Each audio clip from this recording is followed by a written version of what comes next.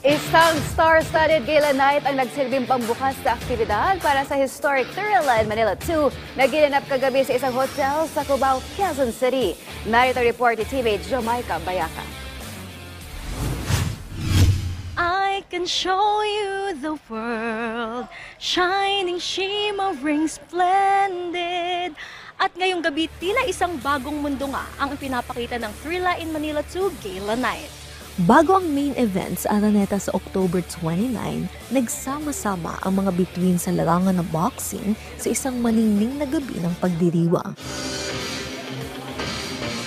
Isang dinner night at tribute show ito para sa golden anniversary ng itinuturing na greatest fight of all time, ang laban ni Muhammad Ali at Joe Frazier. Layunin ng gabi ang pagbigay pugay sa orihinal na Thrilla in Manila at ang pagbukas ng panibagong kabanata nito. Dinaluhan nito ng mga miyembro ng pamilya ni Ali at Frazier bilang mga espesyal na bisita. They both led with their true spirit. They both were true to themselves. And that's what I appreciate about this fight. So it was way bigger than boxing. They taught everybody how to not just fight in the ring, but have what everybody has is two things: a fight with inside of themselves and a fighter that they have to learn to embrace inside. Bilang organizer at promoter, inamin ni 8th Division World Champion Manny Pacquiao na malaking inspirasyon sa kanya ang historikong laban 50 taon na ang nakalilipas. This isn't just about remembering a fight. It is about remembering a man, Muhammad Ali and Joe Frazier, who changed the world of boxing and inspired so many, including myself. I never thought I could stand where Ali stood. But when I saw him, his confidence, his skill, his bravery, I began to dream. I told myself, maybe I could also be a world champion one day, someday.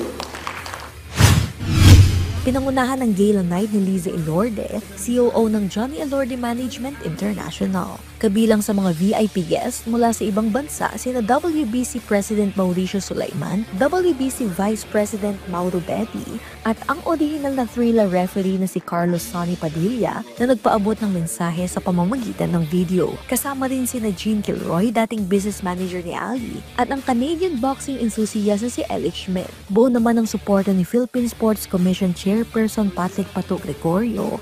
Buhay, Thrilla in Manila. Kasama ang games and amusement sport sa layuning muling buhayin ang diwa ng Pinoy boxing. It is part of our history, sporting history. You know, every time you enter Araneta Coliseum, until now you see a very, very big streamer. It says Thrilla in Manila. So for the last 50 years, hindi natin kinalimutan yon. Nararapat lang na lagyan natin ng isang selebrasyon. Ilang mga kampiyon din ang nagpakita ng suporta bilang paghanda sa Grand Fight sa Big Dome, natapos ang gabi sa pagpaparangal sa mga bisitang naging bahagi ng Thrilla legacy. Oo, kasi yung mga ganito nangyayari, hindi ba kalimutan ng pumunti. Laging nilang naalala. Ano yung mga nag-umpisa namin yung araw. Salamat sa lahat. Sana tumalog yung laban ng mga bata rito para meron naman tayong maging gana-gana sa lahat. At kung gaano kainit ang gabi ng gala, mas mainit ang bakbakan sa Araneta. Abangan natin kung sino ang magpapatunay na tunay na may thrilla sa puso ng bawat boksingero. Jamaica Bayaca para sa Atletang Pilipino, para sa bagong Pilipinas.